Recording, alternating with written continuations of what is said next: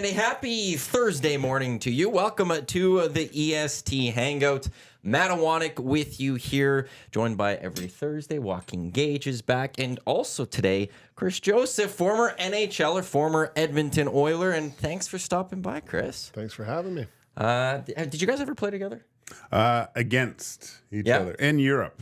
I don't think I ever played against you in the NHL. I didn't play much, so there's only a few people I played against. But yeah, Chris was in Mannheim. I was in Castle, and we battled. We battled. Who got the better? Oh, I think they got the better of us. Yeah. We were frustrated. We were firing 50 pucks at them, and we're like, damn it, how come this Gage won't let us score? And I don't even remember the final score. I just remember the frustration level on the bench because we couldn't get past them. Been feeling it ever since, still, at all of our alumni games.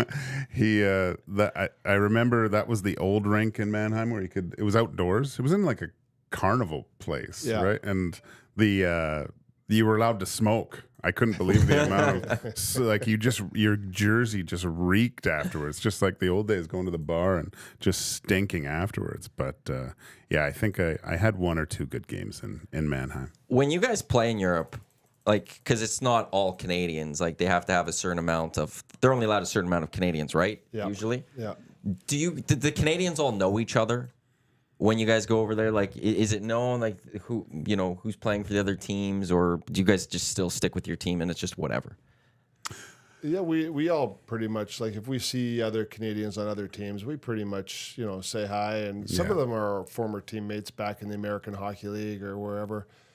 So when you do go to a town, let's say Mannheim's going to Castle, and you got a Canadian that you know, hey, you look forward to playing against them and chirping them on the ice and having some fun. And then maybe if you got time, just a quick hello after the game because we're on the bus right away and out of there. Ken Sutton, remember? Did you play with? Yeah, Sutsy. I got a great story about him too. But he was in Nuremberg, I believe, or no, Ingolstadt, and he'd give you beers afterwards the game, because in Germany, certain areas you could only get a certain type of beer. You couldn't get it up north. Like, it was weird. Like, there was these Augustiner beers that I just loved from down south, and so guys that I knew down south would have like 6 Augustiners for me after the game there, so I could drink them on the bus on the way home. Well, Eric, though, he's from Saskatchewan. And there's a certain beer that we can't get here in Alberta. Yeah. That whenever someone goes to Saskatchewan, they always have to get it to come back. Yeah. So it's even happens here. Except the beer, like I don't know about you, Chris. When I came home, I couldn't drink beer here. I know. The beer's good over there. Oh my God. It's good. I didn't drink it. I couldn't drink it. I would go and I'd get a craft beer and I'd say, oh my gosh, I can't drink this. This isn't good. And the German beers, even the Beck's, they had Beck's Gold. I remember. I couldn't believe how good it was. Beer just doesn't travel well, I just think. Yeah. Well, for you, when did you get over drinking this beer? Because now you're good with it. Look, no, it took a while. Now you're good with it. I think about a year and a half, and then I got back onto the train. So, but it took a while for my palate to cleanse. Well, I had to retreat and get back to being an awful palate in a sense, right? What was it like playing in Europe? We've talked to Gage a lot about it, but for you, what was it like playing overseas? I loved it. I did 5 years. My first year was some growing pains. It was difficult, just going from a North American mentality to the European mentality. So I was 31 years old. I was a veteran. I went to Finland, Turku, Finland, and we were practicing 2-a-days over there. Really? And I'm like, I don't need 2-a-days. Like, I'm a professional. I know what I'm doing, right? And then, so we were doing 2-a-days, and then they were doing like a half practice in the morning and a half practice in the afternoon. I'm like, why don't we just do one full practice at 10 o'clock in the morning and get it over with? Well, come to realize that they're doing it because they got to babysit the young guys. Because if you let the young guys just do a 10 o'clock morning skate, they're drunk by 7 p.m. So I'm like, So then I had to pay the price for that. That was a little difficult. So then we finished that first year in Finland, and I didn't want to go back to Europe. My wife really didn't want to go back to Europe. She hated it. And she's like, you're not going back. And I'm like, well, I don't really have a lot of people banging my door down over here in North America. So we ended up going to Mannheim, and we loved it. It was awesome. And we get there, and there's a whole bunch of Canadians on the team. Everything's in English, which is awesome. And then I did 3 years there. I did a year in Italy, And it's funny, you go meet the guys in Italy, you don't know who they all are, right? But I meet a guy named Giuseppe Busillo. Ooh. And I walk up, I go, hey, I'm Chris. He goes, hey, I'm Joe. I'm from Toronto. I'm like, that's awesome. And then the next guy was the same way. So they're all Italian Canadians. So I'm like, this is awesome. Yeah, you were a good friend. My roommate on Team Canada, Ryan Savoya, he played with you too. Like, savvy old Italian guy. Yeah, that was funny playing in Italy where guys with they were Canadian but had Italian passports. Oh, so I could go play as an Italian over there? Yeah. Because I have my Italian citizenship. Oh, so I don't know why you're here. I'd be the Italian. Yeah. Jeez, I screwed up. Wait, I'm only 32. I got lots of time for this career. Yeah, that was great. I loved Italy. I was in Brunico up in the mountains. That was just a complete joke. I couldn't believe the next day because I got in there late. Like came into Munich and then took a train and then someone picked me up in some small little town. It's pitch dark. Couldn't sleep because it was so quiet. Couldn't even hear anything. Like it was the silence was deafening. And I woke up the next morning and I was like, oh my gosh, how I get to stay here for the next like 5.5 months. Yeah. This is crazy. It's beautiful. You mentioned at the start of explaining your time there that there's a difference between North America and Europe. And what is that? Like, what do you? There was a few things. Like I found that the game on the ice, for example, like the officiating in Europe, I mean, we think it's bad here. It's terrible there. They're completely influenced by the fans. Oh. It's like soccer. So and I'm not, like I didn't play a physical game, a tough game, but God, I was in the penalty box all the time, and I'm like, geez. So then, you basically get 2 minutes for hitting too hard, right? Oh. Even if it's clean. So I don't know. That was frustrating.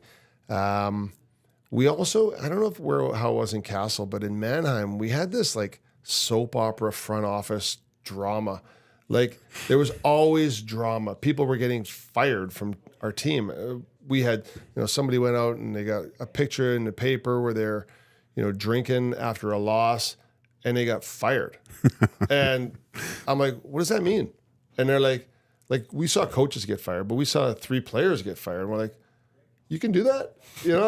And in North America, they would get sent down or they would get suspended, but these guys just gone. And so we're like, okay, things run a little differently over here. And so there was a little bit of, it might have just been our team, but my God, it was nonstop drama every day. I couldn't believe is the first year in Kassel, and it was getting to the end of the year, and one of our players, there was a commotion with the German guys, and they're speaking German, and you're trying to figure out what's going on. And I kind of figured out that one of our players had signed a new deal. Right. So I was like, oh, cool. So I went up and said, hey, congratulations, signing your new deal. But then I realized it wasn't with our team. Like, and it was the game. I think he went to Mannheim. I can't remember. Maybe it wasn't Mannheim the next, but he had signed with the team that we were playing against that night. And he still played for our, like we still had 20 games. So that's very soccer-like. Yeah, because in soccer, like managers or coaches sometimes that they're heading somewhere after the season. Yeah. Oh. So I was like, so that's F1 more like too. Yeah, it's European to just you're playing with a team, and then going up against a team that you're in a battle for a playoff spot. I'm like, geez, he could just sewer his whole team and they could fire him they'd probably get mad at him for doing it. Imagine if Gager did that and he just let in 7 goals because he was playing for that team tomorrow. You'd think I signed with a lot of other teams the way I played, but that was it's a completely different. How was it playing with him for those games? Oh, did you trust him when he had the puck and all that? Like you were good with him? This for them, it's just the way it is, right? Yeah. You just don't. They put it out of their mind, but. I found it just so bizarre to be playing against the team that you're going to play with next year. Like, just imagine if free agency in hockey opened up Jan 1. Yeah. We're finishing off the season, but you could start signing your contract for next season as of Jan 1. So just like imagine Leon signed in whatever LA, and you're going up against LA in the playoffs. Like that's what could essentially happen over there. Wow, that's crazy. That is crazy. That one's a weird one, especially when it's just not the world that you're used to. It's So did you like fully congratulate him before you figured out the Well, team, I or thought did he he signed tell with- you? No, well- like when did you figure out that it was the wrong team? After the first, I was talking to my buddy Sven Valenti. He was great, the German guy, and I was saying, "Oh, it's good. Sarah's back or whatever." No, he signed with Mannheim.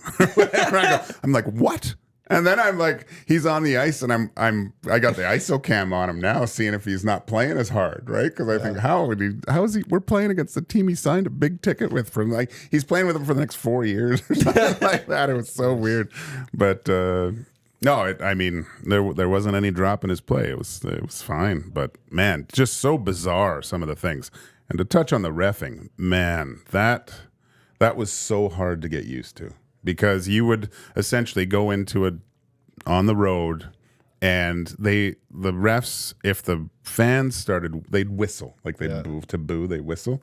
So if anyone ever fell down, it would be tons of whistles. He'd look behind him and then call a penalty, and then get all the fans on him, and it was awful. It just drove you crazy because you couldn't hit anybody. You couldn't. The fans controlled them. Yeah, they were just terrible. Just so scared. Oh yeah, I mean, there would be fans waiting outside. Like, I loved the visiting fan section, right? Like we'd get 500, 800 travelers going to every other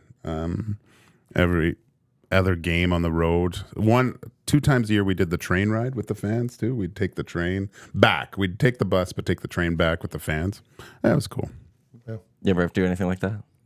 Yeah, we had lots of interaction with the fans. We had like regular sort of booster club fan luncheons, and they were good. Like they're pretty good. It's weird. It's especially in Germany, it's a crazy niche market. They obviously soccer is number one, but if the ones that support the hockey teams, they're crazy. They love it.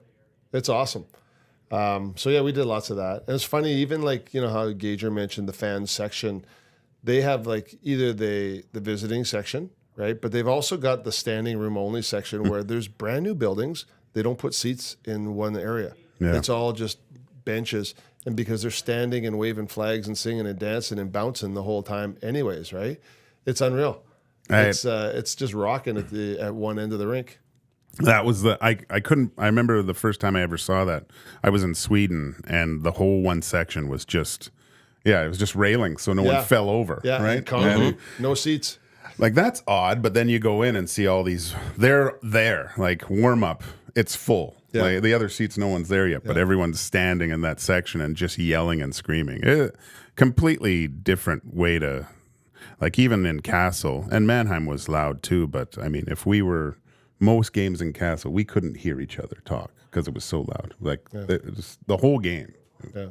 I don't know if you guys have ever gone as fans to a standing room only type section. They're a lot of fun. When you get the flag, I would like to. Yeah. Oh, when the Canadian soccer games came here for those World Cup qualifiers, that's what. Like, there's seats, but no one sits in them when you're in the supporter section. And we had the flags, and we're standing and we're cheering, and like. Part of it is you can't pay attention to the game because you're just so busy just trying to have some noise and just have a great time.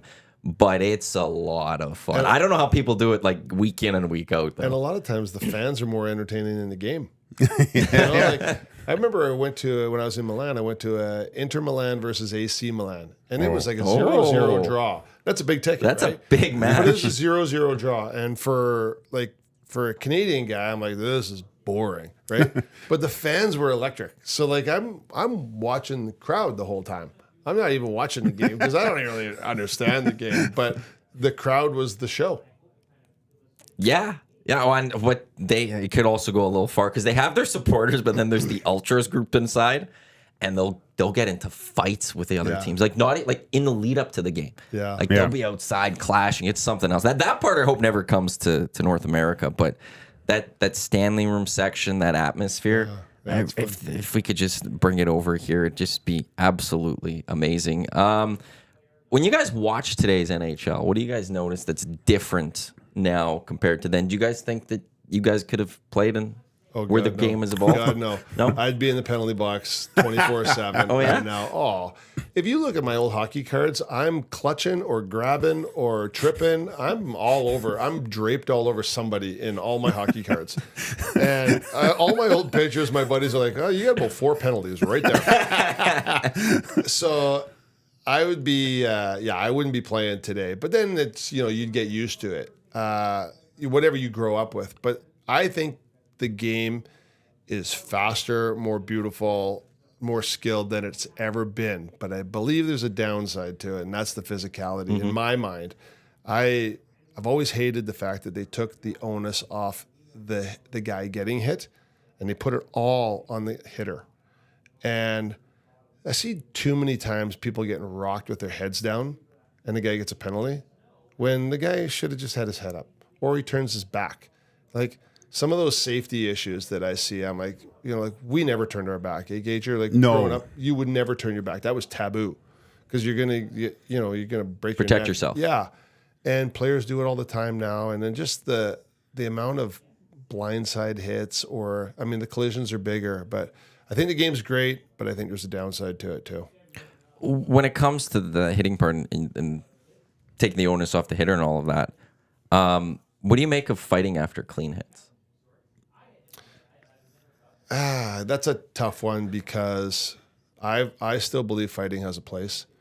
And after a clean hit, you got your 2 heavyweights going at it, sort of to settle things down. It doesn't involve usually the guy that got hurt or the guy that made the hit sometimes. It's a tough one. Yeah, I'm not sure. Because I look at it and go, like, if it's a dirty hit, I understand protecting your teammate, jumping in and the scrum and all of that. Yeah. But if it's a clean hit, that's the game. And don't put yourself in a spot where a clean hit maybe could have occurred. Yeah. And if now players go out there knowing, if I deliver a clean hit, I may have to pay a price by fighting. And with fighting not being something that most players want to do or know how to do even, they're going to want to hit less. And that's going to take physicality out of this game. I look at the last year, was it Trouba hit Kadri, I believe. Great hit, and completely blew him up, shoulder to chest. You couldn't have done it any better. And I think Kadri lost a glove and a helmet too. But everyone jumped in figuring it was a bad hit, but it was clean. And even Kadri afterwards said, no, it was a good hit. It wasn't predatory or anything. If you're hitting a guy, depending on who it is, you jump in there if it's one of your main players. If Connor gets rocked with a good hit, everyone's going to get in there, right? I think there's something to that. But, it's almost like every big, huge collision, was there... immediately we're thinking, did he get hit to the head? We're looking and like you said, when guys turn, they're in the corner with the puck and turn their back, that would have never happened when we played, because it was so dangerous. You could die doing that. And you see it as a protection of guys. They know if they turn their back and get hit, it's probably going to be a penalty, right? And there's a little bit of embellishment, but someone's going to get hurt because it's too fast. You're going at a guy and he swivels real quick, gets it from behind, and then just goes into the boards. The guy that's hitting doesn't have the option to bail on that hit. Yeah. It's too late, So then, he can't abort that hit now, right? He's already on the tracks ready to go, and then the guy turns his back. So I find that hard. But to your point with the fighting, even back in the day, so we're playing against Gretzky. And most players... I was playing defense against Wayne all the time, and you never wanted to crush him. You just wanted to contain him, right? So I remember one time I was in LA, and he was coming down the wing on me, and I backed up too much, and he pulled up short as he entered the blue line, and I was backed in way too far. So the next play, I gave him a little more leeway, like he was going to beat me, and he cut in, and I bumped him pretty hard. And I didn't really want to bump him too hard. I just wanted to contain him. Right? Because you know that you're going to take some heat. And I don't think most of the players in the NHL want to injure Connor McDavid. I don't think that's what they want. But there's a few. There's some predators out there. But I think what they want to do is they want to say they can beat him fair and square. And I think that's maybe one of the reasons why they have the big clean hit fights after. But we were the same way with Wayne Gretzky. We didn't want to hurt him. We want him in the game. Me personally, I wanted to go out there and say, I beat Wayne tonight. Yeah. You know, not me personally, but, you know, like we beat Wayne. We shut him down, or Mario Lemieux. And I think they kind of want to do the same thing with Connor and Leon too. But there are some predators. There are. What was it like with being a defenseman and Wayne or Lemieux coming at you? Oh my God! So with Mario, and I played with both of them too. But with Mario, you see him come, and you're like, oh, he's not moving too fast, and he's gone. And you're like, holy jeez, that big man moves. And then my rookie year, I went to training camp with Pittsburgh, and I'm out there doing one-on-ones, right? And Mario comes down, and he's got a reach on him like freaking 15 feet. Jimmy Johnson was on the defense with us, and he comes up, he goes, Chris, I know you've been told to stare at the forward's chest. He goes, but with Mario, it doesn't matter because you could have his chest, and he's still putting the puck through your feet 17 times because his reach is so long. He goes, just stare at the puck. You just got as good a chance. I'm like, geez, that's your advice to me? And then with Wayne, he wasn't fast, but he was quick, real quick. And he could stop and turn, and he had eyes in the back of his head, and he never put himself in a dangerous position. So you would chase him. You chase him left, you chase him right, you chase him left, you chase him right. And then let's say Charlie Huddy's my partner. Charlie's like, well, Chris isn't getting the job done, so I'll go help him. And then as soon as Wayne notices that Chris and Charlie are chasing him, then all of a sudden Yari Curry's open, so he threads the needle through the two of us to a man that's open. And just unreal. He knew exactly where everybody was at all times.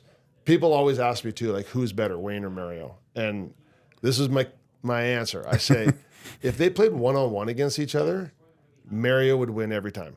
One Mario versus one Wayne. Because Mario is just big, strong, fast, talented, all that. But if you put 5 Waynes out against 5 Marios, Wayne would win every time. He just he used other players better. And Mario was still amazing at it. But they were both, to me, they were in a different league. There was even Yager and Francis and Yzerman and some of those players that were stars. Wayne and Mario were in a different league. Really? Yeah, a different league. I do want to get to Yager because right away, because we had the traveling Yagers in yesterday, and I dressed as a Yager, so I'd love to get a Yager story. But okay, you didn't get to play against Wayne, but did you play against Mario? I sat on the bench against Mario. Every time I was about to play against Wayne, I got sent to the minors. He was like my minor league kryptonite. So it was so unfortunate. So you kind of knew when the minors was coming. Well, he was on the schedule. Well, it started as L.A. and then St. Louis. I got all excited because I thought there was a chance I might even play, but then I got sent to the minors that time too. And then I think when I was back, he must have been with the Rangers. And I got sent to the minors. But you didn't get to go against Lemieux either? No. I remember watching in the old igloo, and Mario, I remember watching pregame skate, and Mario came out and did, they were doing a horseshoe, and he just oh yeah, that's Mario, whatever, and he just a little zinger, and then just bar down. Yeah. And then he did the same thing, hit bar down. Then and normally the coach blows the whistle, and then the drill changes. Mario went to the other side of the ice, and then they did the drill for a bit, and then all of a sudden, oh, Mario's over, let's switch the drill. So they did the drill from Mario's side, same thing, bing, bang, bing, bang, and then he just went off the ice, and then practice was over for him. And Cujo was playing at the time, or it was Tommy Salo. And I was like, what's you playing against Mario? I just asked him, what do you got to do? And he goes, it's so difficult with Mario because when he shoots the puck, it's going in. I have to make a save every time he shoots it. He's not going to miss the net, and it just makes it so much. And it's a heavy, hard shot, very difficult. And he came in and ripped one bar down just like he did in warm up. I was just like, holy smokes! And just he's a big man, but when you get on the ice, it's so weird to see a guy that big with that much skill. That's the scariest thing about him. Oh, frightening. Yeah. Imagine having that type of talent, oh my gosh. But yeah, any Yager stories? Oh yeah, lots of stories. Some I can't tell on the show. But yeah, so one of the things that I was thinking of when you were talking about Mario is kind of that come in, take a shot, whatever. we would be in practice, and I was with Mario and Yager in practice. We'd be doing one-on-ones, and I would literally give Mario the lane, a wide lane. It was just practice warming up, right? And he would just come down the side wall and he'd just float a shot on goal. No big deal. Nobody touches anybody. Nobody really. I'm like, oh, okay. I just let him shoot. No big deal. Just practice, right? Well, I do the same thing with Jaromir, and he'd be like, I don't want that. He wanted to beat me 6 ways from Sunday just because he can. So I'd give him the lane, and he'd come at me and put the puck through my feet 17 times and then score because he wanted to embarrass me first and then score. I'm like, okay, so 2 different breeds for sure, but they were both unreal. Mario was just, he's just soft spoken, quiet, but he would just go out there and do his thing. And Jaromir was like a big kid in a candy store. He was lots of energy. I don't know. He was a kid at the time. Yeah, I know, because that was where he started his career. Could you imagine still playing at he's 51 right now? Could you still imagine playing at 51? No. Well, you're not even 51 yet. That's next year. We go do some alumni skates, and we're hurting for a week after. Yeah, it's awful. It's just incredible to think that he's still going. Yeah, and perform. I think he's in the second league or whatever, but still, I couldn't play in the second league. And I got a kid I know from St. Albert. He's their goalie. Oh, really? Yeah, and he said that he plays only home games because his dad owned the team. Right? Yeah. It's his family legacy, and I think that he feels a responsibility to keep the team afloat, and he's kind of the draw. So he says he's still playing home games. He's pretty slow, but he's a draw for the fans. 51 Gladno Knights. A couple years ago, it says it was Czech too. Now it's Czech, so they might have got bumped up. I think they did move up. Oh, did they? Okay. Yeah. So this year is this 22-23 in 26 games. 5 goals, 9 assists for 14 points. That's not bad. That's better than I would have got. Yeah. Last year he had 19 points in 43 games, so he's actually having a better start this year than he had last year. But 5 and 9. Czech League's good too, man. That's amazing. They got a few other NHLers on that team as well. Let's see if I can find out who's on there. I think their coach is former Flyer. Oh, really? Yeah. I was always so jealous of those guys, and I didn't realize it till I went to Europe. But you play with Czechs and Slovaks and Swedes and Finns, and they come over to North America. Maybe they're in the minors, play a few games in the NHL, but they can always go back home. I know. And usually go back home and play on their team from where they live. Yeah. I couldn't believe that. That was once they have some NHL experience, then they're highly sought after, right? To go home and play. Yeah. I was the only play going to Europe.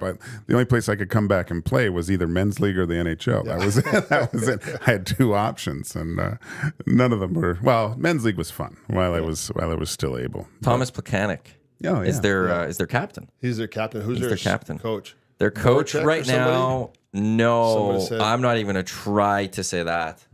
Oh, Vivoda. I don't know. Otkar Vivoda. Yeah. Vejvoda. So that's who. That's according to Wikipedia. Yeah. So I'm guessing the player Landenbo. Yeah, it's goalie. Landenbo. St. Albert kid. Good kid. Yeah. So he's out there. But so he's still playing at 51. He's still grinding it away, even if it's just home games. He's still going, and that's the top league over there. It's Oilers tonight. They're taking on the Rangers. Oil Stream, a pregame show with Tom Pizzola, getting going at 5:30. They'll get you set. As it's a big weekend for the Edmonton Oilers off the ice. We'll get to on the ice in a bit, but off the ice tonight, it's the Hall of Fame induction for Charlie Huddy and Doug Waite, and then this weekend it is the Heritage Classic. You guys did you play with Dougie? Did you? Both times. Yep. What a awesome guy. He was, I remember the first time with him, he'd just been traded kind of, and he was still a superstar. And that was the real dark days of Edmonton. He was the one shining light that just brought it every night. And he became a 100-point guy, I think, my first year. Scored 25 goals. It seemed like even guys that scored 25 goals seemed like they scored every night. But he was an emerging superstar And the fact that he treated everyone the same, that's the one thing I remember about Dougie. Like, unbelievable hockey player, and we say this at nauseum all the time, but a better person, and that was him. And there's a reason why he's being honored. I mean, I tried to get Chris to get me into the Hall of Fame, but I guess I was a few votes short. Next year. But it's well deserved. And Huddy was Charlie was my assistant coach too at a time. So just two awesome individuals.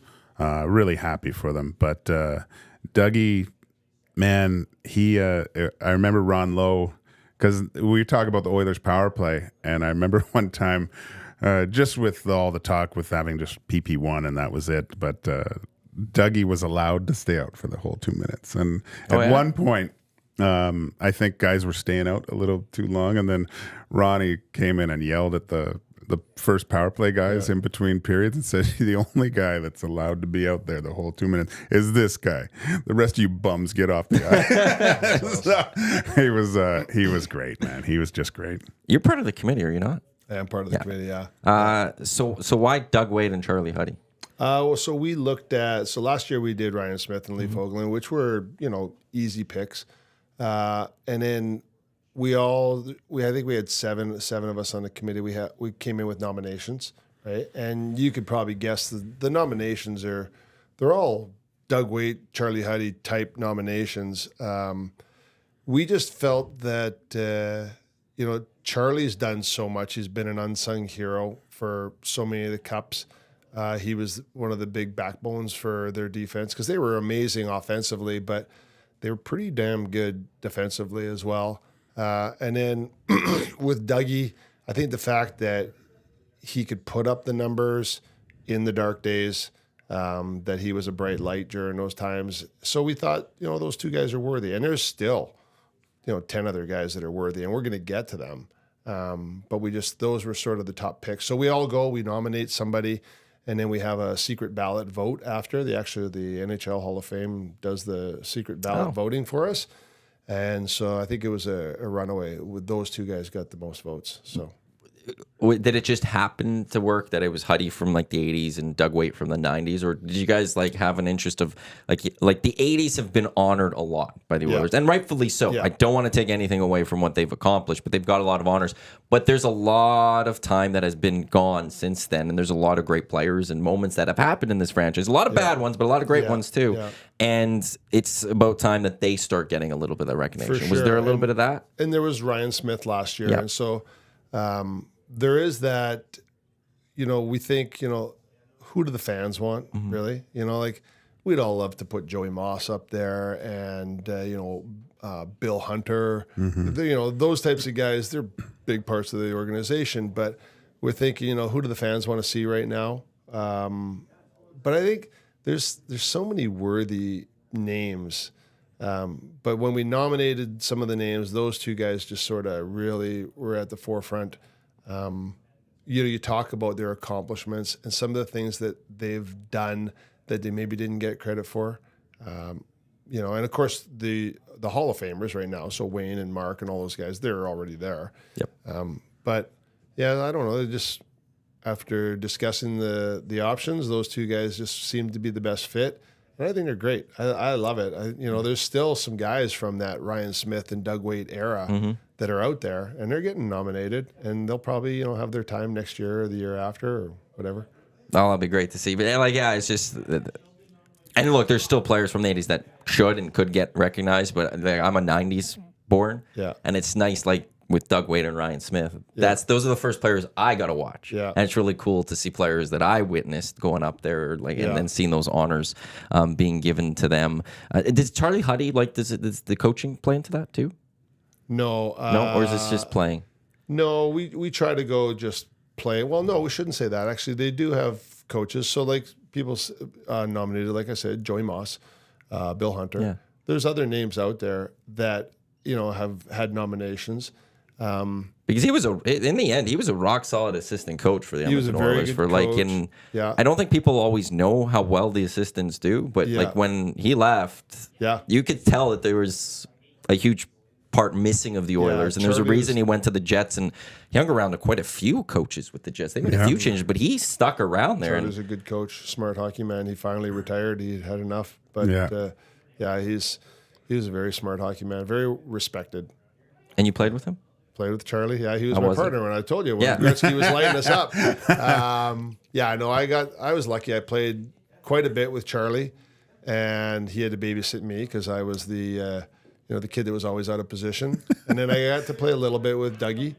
And as Gager said too, both of them are they're great hockey players, but they're great people, and that's kind of nice. What made Huddy such a solid defenseman?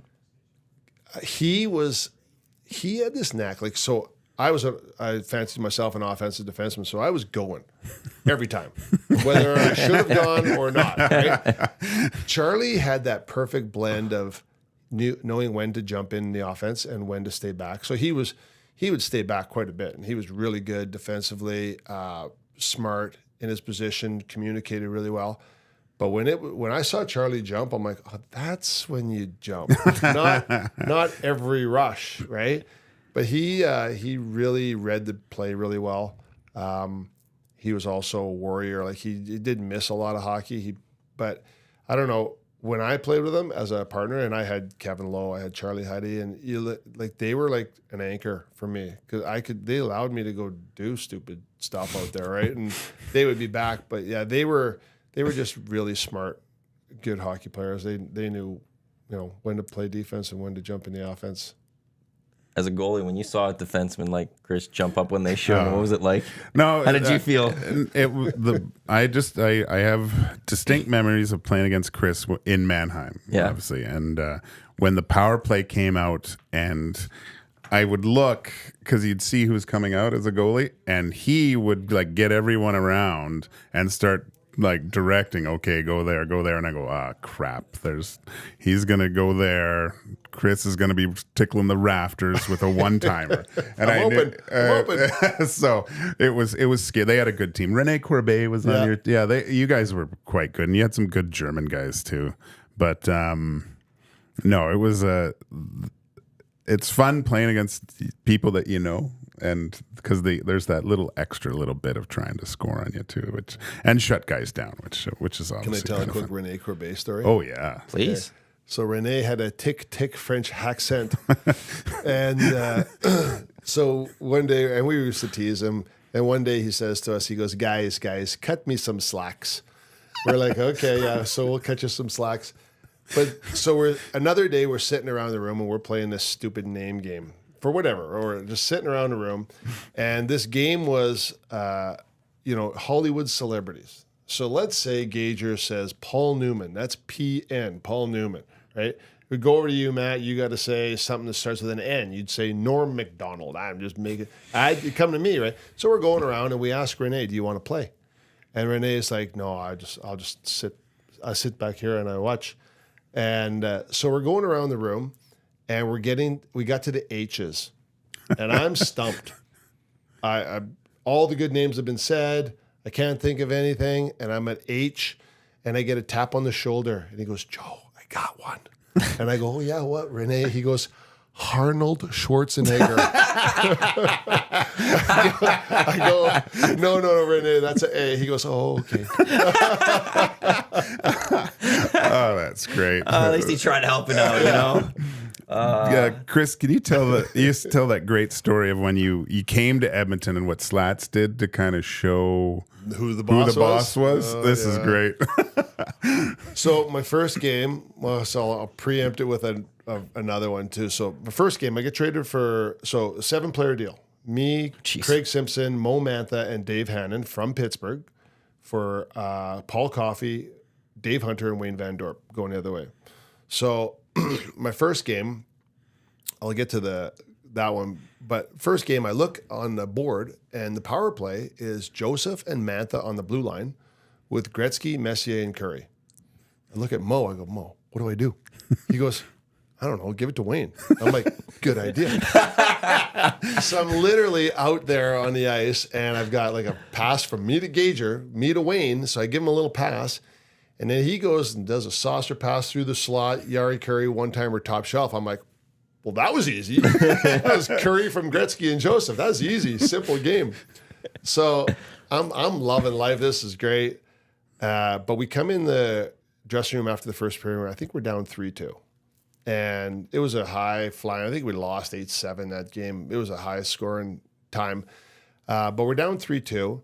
And when I was out there on the ice, at one point, Wayne's taking an offensive faceoff, and he turns around, looks at me, and asks me to scooch over a foot, right? So Wayne tells me to scooch over. I scooch over because he's going to win the draw right back to me. And so we come in the dressing room, and we're down 3-2, and Slats comes in, and he starts reaming us out. And he looks at Wayne, and he goes, and Wayne effing Gretzky, who the F do you think you are moving players around on the faceoff? He goes, there's only one prima donna on this team, and it's me. And I'm sitting there in the cheap seats around by the shower in my stall, and I'm like, he's giving Wayne crap. I go, you can't do that. And Wayne just sat there, and he took it, and he didn't say a word. And I didn't even realize it the rest of that night. But the next day, I think I realized it because I think Simmer said something to me too. I'm like, he didn't do that to ball out Wayne Gretzky. He did that to show the 4 new guys who the boss was. And the message was received. We knew that Glenn Sather was the boss. And Wayne, I think, knew it too. And so that's why he didn't say anything. And Mark Messier didn't say anything. Kevin Lowe didn't say anything. And that was just a set the tone for the 4 new guys who the real boss was. Message received. I don't think you can do that nowadays. No. I don't think a GM could go in and have that happen to send a message. Well, and times have changed, but the impressive I just part don't know to if me you was do Just like text that. them. the impressive part to me is that Wayne understood it. Yeah. And I didn't. But he got it. He knew. Yeah. Yeah. That's crazy. That's a great story. I love that. Yeah. That's just awesome. I only have one Glenn Sather story personally, and it was when Joey Moss passed away. I had found an email for him and to see if we can get him on the station to talk about it. And so I just emailed him, not knowing I'd get a response, and he responded like, "Hey, love to jump on the show," all that. So I was like, "Hey, well, like, cool, like, and this is all via email. Like, what's the number to reach you at?" And he goes, "Right where you're getting me at." That was his response to me. But we're on email, so I don't know what number I'm getting him at. So I'm like, it was the day of the show, and I had to email him like, "I'm sorry, Glenn, but like, your email's not on there. Your number's not on this email. Like, it's he just thinks that like technology wise, like it's right there." And I'm like, I'm panicking because I'm like supposed to have Glenn Sather. I'm not getting his number. I text someone in town immediately. I'm like, I need Glenn Sather's number. I could show you the emails. He agreed to do this. I just need some number. But then he eventually got me the number. But then he called me after to tell me about this poem done in Banff on Joey Moss. Oh. He's like, I'll send it to you. And then like 10 minutes later, I get a text from Glenn Sather with a screenshot of this poem. Really? And that's the only, like, I'm this nobody, and I'm texting with Glenn Sather, like, so it was my only interaction with Glenn is really nice. That's pretty cool. He was a good person, actually. He was a hard ass, but he was a good person. He was one of the few GMs that I ever played for that you felt like, okay, if I got in trouble, if I did something stupid, let's say spent the night in a drunk tank or something dumb, he would be my first phone call. I knew I was going to pay for it, but he would bail you out. You know what I mean? Like, he was one of those guys. And I never really felt that way with a lot of other GMs. I felt like, that would be the last person I'd call. But Slats sort of had that. We felt like he had our back. He wasn't going to go easy on you, but he would at least give you that chance. It's almost like that being that dad almost. Yeah. You don't want to call dad, but when you have to call dad, you do it. Exactly. It happens, but you also get reamed out appropriately. Yeah. Is he in town for this at all? I don't know. I haven't heard. He was I always got a kick out of guys going snowmobiling with him on the northern Saskatchewan River. Like Bucky, he had an Ironman streak going and rolled a thing on his leg, and I think Slats got mad at him because he crashed the snowmobile, but played him like one shift the next game because he kind of took him off the trail. But I was always like, you should come, and I was just always scared. I'm not going out there. Slats is out there. I was just. If he didn't see me, that was better for me. I was scared to death of him. He would go duck hunting with the guys and stuff. Yeah. There's one time they went out. I never did it, but I remember hearing the story the next day. Esa Tikkanen, whose English was awful. The guys, they would be in this duck blind, and the ducks would fly over and they'd throw this blind up and they'd start they'd start shooting. And I guess Ticky's yelling, "I gotta meet that one! I gotta meet that one! I gotta meet that one!" And the guys are like, "Ticky's just shooting. Like, he doesn't even know what he's shooting at, but ducks are falling out of the sky, and he's claiming all of them." Yeah, going hunting with slats was kind of that would have been a cool thing. I never did it, but yeah, I remember. And Brian Marchment, I remember he would.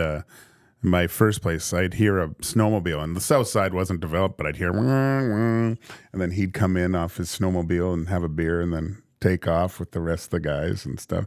Yeah, I remember Jason Arnott had a ridiculous, what was it called, like a snowcat. He went way too fast on that thing. Yeah. It was just, I'm surprised he was still alive, seeing what he was doing. But yeah, it was a cool time having that kind of relationship with your GM, where guys would. What are we doing? Yeah, we're going hunting or snowmobiling. Heritage Classic this Sunday. You guys excited about it? Like, oh yeah. Would have you liked to have played an outdoor game?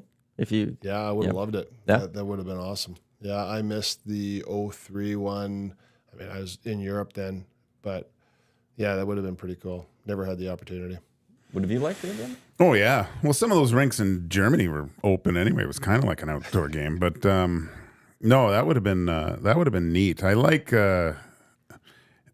just having that many people in a sporting event. It makes it a completely different kind of experience to be in, and yeah, it's unfortunate, but it'd be nice to watch it. I'd be intrigued, like especially goaltending. Like I know we had this discussion about basketball, and when you change the surrounding, it changes your depth perception and all that. I'd be intrigued how playing a game where there's no people right next to you, and you see this big stadium, and how much that impacts the players having to deal with seeing the game, or goalies dealing with a puck coming to them, if that messes with their timing or anything like that. Well, I heard it's difficult when the puck's in the air because you don't have that kind of backdrop to see, right? So there's nothing there, so you can really start losing the puck if it's high up in the air. That would be difficult. Yeah, the sight lines are there's so many visual cues as a goalie you use to know where you are in the net. So I mean, the dimensions of the rink are the same, but just there's other types of things sometimes you recognize, and that would be a little bit difficult to get used to. But again, the rink's the same. But yeah, when the puck's up in the air, you're just not seeing it the same, just because the fans are in different spots. Plus, there's also the lighting issue, right, for goalies. So this is a 5 o'clock game, right? The sun will just be setting, and what's the natural light versus the stadium lights going to be like? I remember watching that game in Tahoe. Remember that one a couple years ago? The lighting was awful, and so there's shadows all over the ice, and so it'll be interesting. And then I think for the players, from a player's perspective, like I know they'll walk in and they'll just be like, wow, and they'll love that. But then there'll be that gap between the fans and the players, so they're not right on top of you. But I think that's when the guys, they'll have that focus, right? Like they'll just be focusing right on the ice and hear that dull roar the whole time. So it's going to be pretty cool. I like that Lake Tahoe one just from as a fan, like a viewer's perspective. Like that was such a cool looking experience. Just yesterday I was Googling some pictures again to remind myself of it, and with the water and the mountains and all that. Like that, I know why the NHL goes to the big stadiums. I get that. I get the money. I wish they slowly mix in some more of these cooler visual ones. Yeah. Just because they're the only sport that could do this. Yeah. You can't take basketball outside, really. There's too much that's going to impact the ball, and the floor can't get wet or anything like that. Baseball and football are already outdoors and stuff, and you're not just going to plop them into random venues and stuff. Hockey, you can go do that. It's a small enough surface. You can go plop it down, and I will always keep saying this one, like Central Park. Yeah. How cool would it be to throw on a game? You got Rangers Islanders, let's say, Central Park. That would be neat. Snowfall or something like that. And you're not going to have a lot of seating for that. You're not going to get the money. Yeah. Pay-per-view. But visually. Well, but just like Twitter impressions and all of that you're going to get out of something like that. Well, there was talk about Louise, wasn't there? Lake Louise was going to be a venue, and they were worried about. What I read was How many fans will, like, they're going to have makeshift fans, the logistics of if they fall or break, like the whole insurance aspect. But for a backdrop, that's what intrigued me most about Tahoe. That was gorgeous, right? Having the lake in the back and the trees and the mountains, that looked amazing. But I think what would top it would be at the top of Louise and having that. That would be really, really cool. And they're doing preseason games, where they're not really so worried about the fans. They do Craft Hockeyville. They do some smaller rinks, and that might be a good place to start something like that. We both played in Davos, which was unreal, right? Yeah. Just that whole experience as well. Yeah, visually you're right. I think that'd be pretty cool. But I think they're worried about tickets. Yeah, and that's where they make their money. Is you could sell. Look, it might not be sold out, but 50,000 Commonwealth seats is a lot better than 18,000 Rogers Place seats to a degree, and that's better than 10,000. And did you play for Spangler ever? Did you play at the Spangler? Yeah, we both played in Spangler. You were young. Gager played for Team Canada. Yeah, I played for my Finnish hockey team. Yeah, TPS Turku, and played against Team Canada. It wasn't the same year. But it was an amazing experience. Unreal. Okay. What's it like going up against Team Canada as a Canadian? They were all my buddies, right? Yeah. So it was pretty cool. But it was, you play against your buddies forever growing up. Like when I played minor hockey, I played against Joe Sakic all the time. So I was Burnaby Winter Club. He was Burnaby Minor. You just get used to playing against your buddies, and you just want to beat your buddies. So you get some bragging rights after. So same thing. When I played for the Finnish team, there was me and 2 other Canadians on our team, and all the rest were Finns. But I was playing against I knew them all. But you want to win a medal, right? Yeah. So you go out there and you give her, and then afterwards you shake hands and say hi and ask how the families are doing, and you're good. It's the best, man. I know. Get in Dusty's suitcase and get over there for it's. Well, I think we just bring the whole station there. Oh my we gosh, just man. broadcast. We'll be the official home of the Spangler Cup on radio. I rave about it all the time. I'm so jealous that Dusty gets to do this on a yearly basis. But I just remember with Team Canada, we got in there like Boxing Day, I think. You get in there and it's just a ghost town. No one there. The next day, the tournament's starting. It's 10 deep in the streets, like shoulder to shoulder. Yeah. There's the horse-drawn, the Clydesdale horse-drawn carriages going past the rink. Outside the rink, I mean, you've seen pictures, but they have like 2 Olympic oval speed skating, all the outdoor rinks, the half pipe for the hill skiing is right there. Yeah. There's a little bar. I remember I think we played the Swedish team, and afterwards I went for a beer outside, and it was an outdoor bar where you grabbed like a animal skin to put over you because it was snowing, and there was like this big horse-drawn carriage, and I was drinking a beer outside, snowing after playing in the Spangler Cup, and I was like, "Oh my gosh!" This is I know. I just had to take a moment and realize what I'd actually accomplished. It's an amazing experience. I always say this to everyone: if you can't make it to like a Stanley Cup final. Go to the Spangler Cup if you ever. You'll never regret going to that. Well, it's the party on and off the ice. It is. It's ridiculous. I remember because most of us we didn't take buses there because our hotels are so close. The town's so small, so we would walk down the hill to the rink, and you go right through your marijuana haze on the way to the rink. You're getting ready for a game, and you're just like cutting through it. You're like, I gotta play, and it was unreal. So much fun.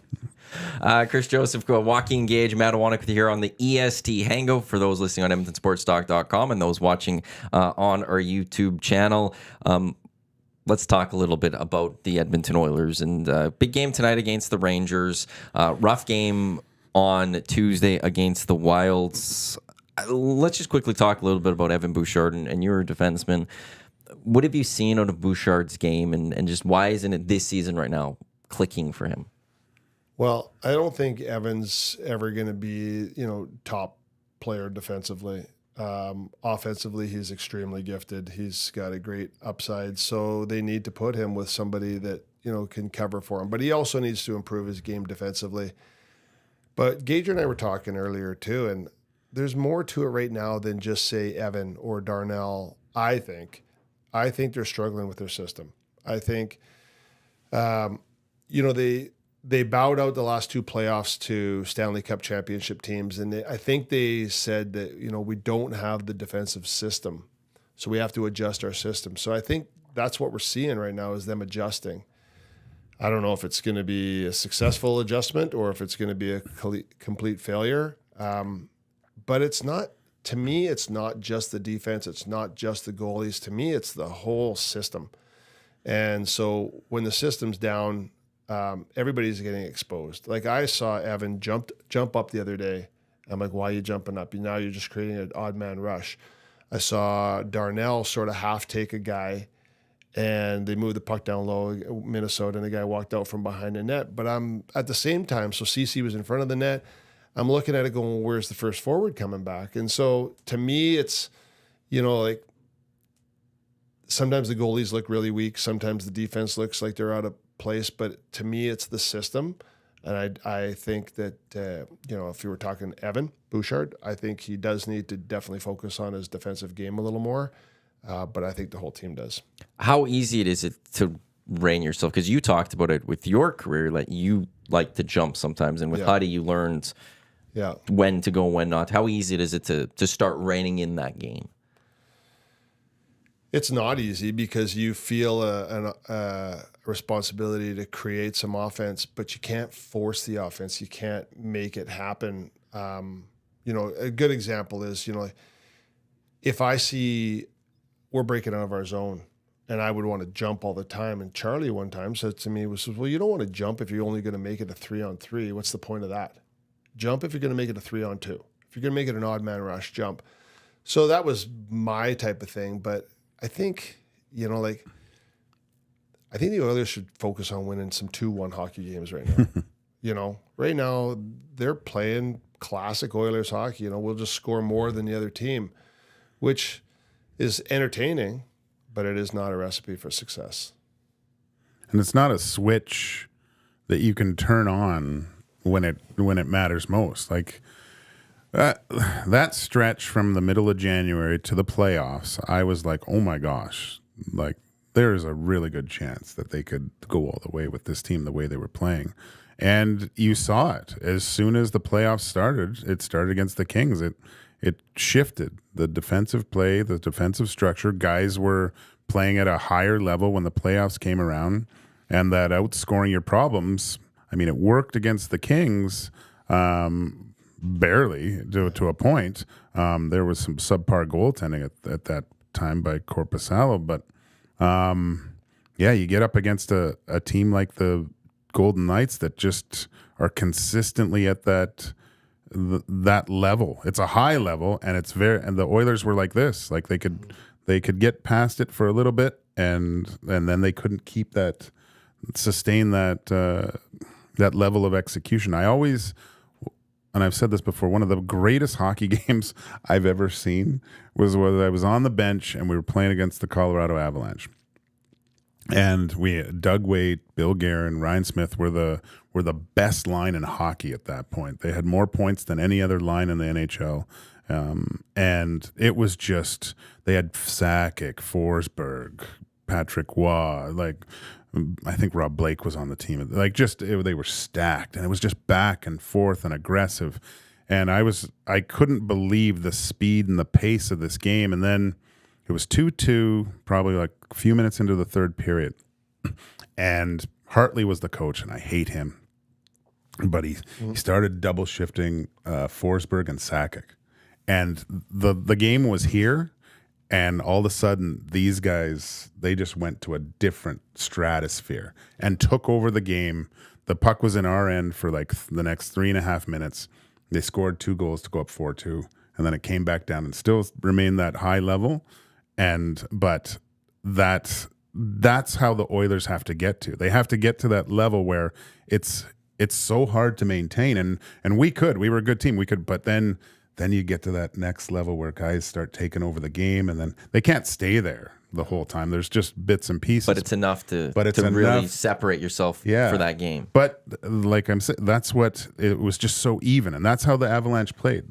You had to play so well against them to start, but then they had these 2 guys that would just take over the game at some point. So, and though others are kind of built like that. And when you really look at it, I think there's the capability of doing that. Easier said than done, obviously, but you can't keep going, like just going, okay, we're going to barn burner this thing and hopefully we have more goals by the end of it. Well, how long do you stick with a structure that maybe isn't working defensive? Like, how long should Jay Woodcroft take seeing if this could work? Because maybe this is just growing pains to start this season. How far should you go with something until you realize, something, this isn't working with this group, we need to revert to something else? You do have to, he needs to decide that as a group, if they're going to abandon this, whatever it is, even if I'm right, but are they going to stick with it? Or are they going to abandon it? Because you can't get too far behind. You can't fall off the ladder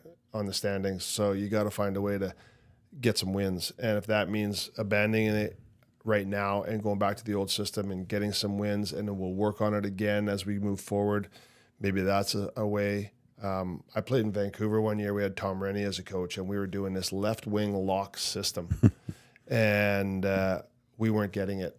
We weren't getting it in October. We weren't getting it in November. We get to Christmas, and he's still pumping it, and we're out of the playoffs barely.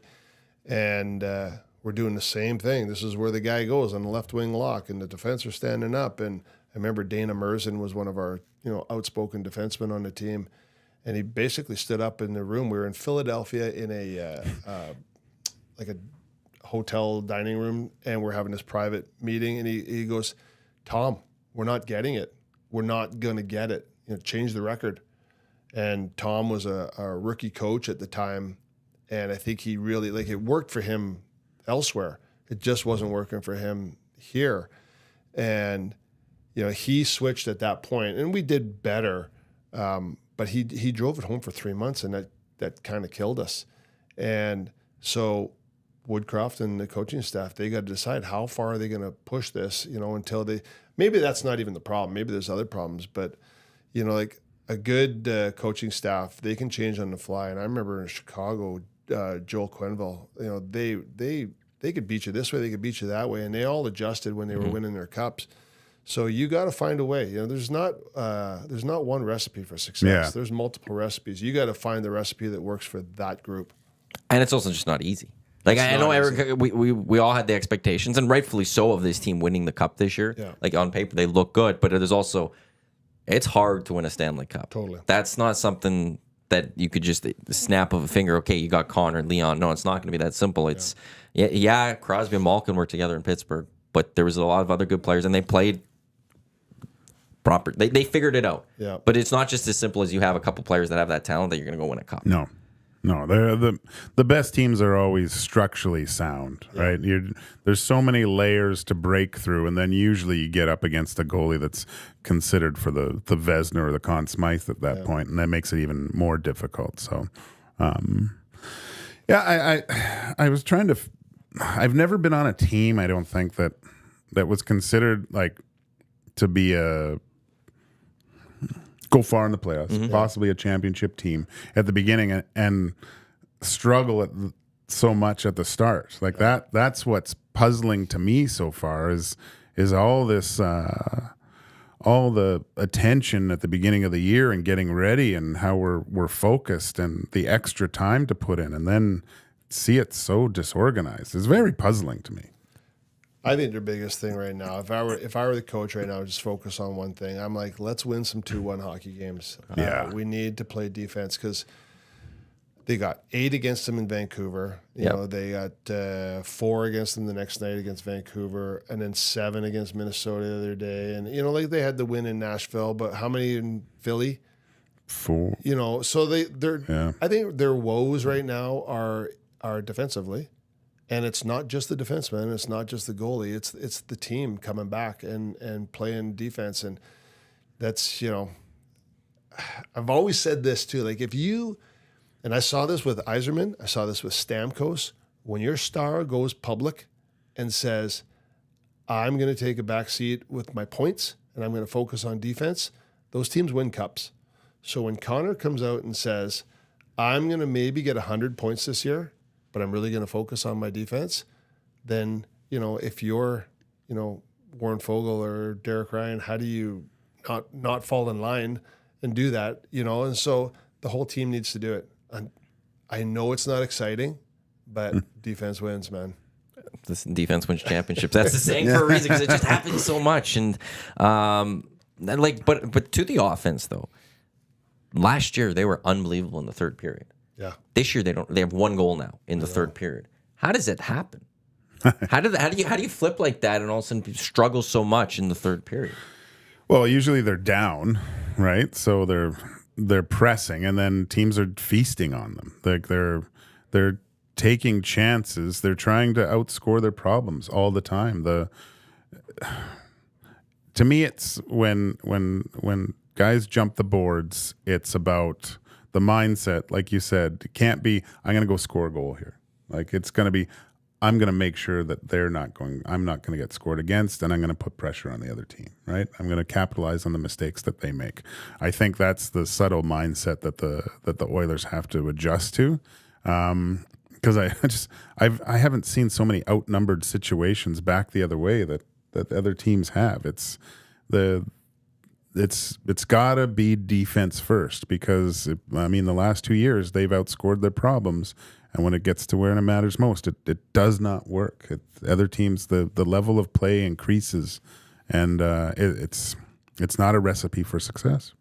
The other thing I think I've seen the last few games too is I think there's a little bit of trouble in the dressing room. And I don't want to say the personnel problems. Maybe there's communication problems, but there's an unhappiness there, right? So like Evander Kane talking the other day about sitting on the bench and going and getting in a fight. That's that's a jab at somebody or something, and things aren't good there. And then Evander responded great, played just a great Evander Kane hockey game. But three too many men penalties the other night in Minnesota, like one each period, I think it was. So there's a communication problem going on. There's a belief problem. They're obviously down, right? And these are the lumps that are maybe good lumps to take early on in the year. But there's something's not right. The left hand's not talking to the right hand properly and whatever. So something's going on right now. So again, like we've talked about, this is where you just buckle down and you focus on one thing. And if it's just defense right now, just to get the team back together, to get them to gel, to get them a little bit of confidence, because also now they don't believe they can score a goal in the third period. And so they need a little bit of that confidence too. It's amazing. And we don't ever really touch on this, but what a mental game it is, right? Like, what you believe you can do, right? Which is why, though, I think it's a little puzzling, at least to me, is they had that game in Nashville where they put up all those goals, and Campbell plays so well in net, and that looked like maybe that was the game mentally, like, hey, they got it. Yeah. And then they came out with that performance like they had against Philadelphia. Yeah. And I think that's the disappointing one, is that how could you not string that into a second game after how well you played? And that was like the moment, like, this team owns Nashville right now. Was that the switch to get this team going this season? To me, you talk about it and you prepare the same way, but there's a little bit, I think, that after that Nashville game, it's like you said, oh, here we go. We're good. We got things going on, but not realizing that it's still going to take a huge effort to beat a hockey team, and I've said it before, the Oilers aren't going to catch anyone off guard. Like, they're all prepared to look, these guys are going to embarrass us unless we buckle down and limit their chances. So they're getting everyone's best effort. But no, I think it's a little bit of hearing all the noise of how good they are, but now it's gotten to the point you got to do it. Enough talking about it, enough saying the right things.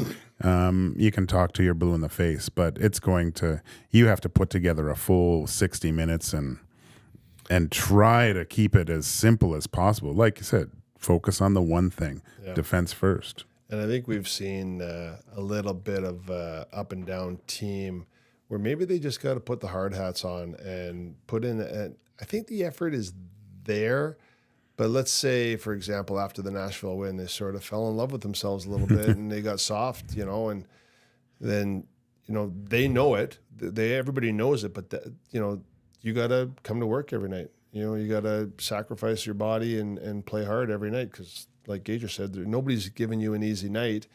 So they get, there's a big target on them. So maybe they got to get to that where they're just, we can't just show up and tie up our skates and expect to win. We gotta go and earn it. And I think there's some of that as well. Did you feel that when you were in Pittsburgh with Lemieux and Yager, that always the other team knew Pittsburgh were taking on Pittsburgh tonight? They circled it. You were getting their best. Yeah. Did you feel a difference there? Oh, for sure. And so games like that, like and literally Mario would have 2-3 guys draped on his back. So my job as maybe a third pairing defenseman would be to win my shifts. Don't be minus. If I can do that, then I can. Because Wayne and Mario and Jaromir and Connor and Leon, they're all going to get a point at some point in a game, right? It's just kind of, it always pretty much happens, right? So if you can hold off and, kill the clock for a little while until they get on the ice, and they're going to do well. But yeah, there's no easy nights for those guys ever.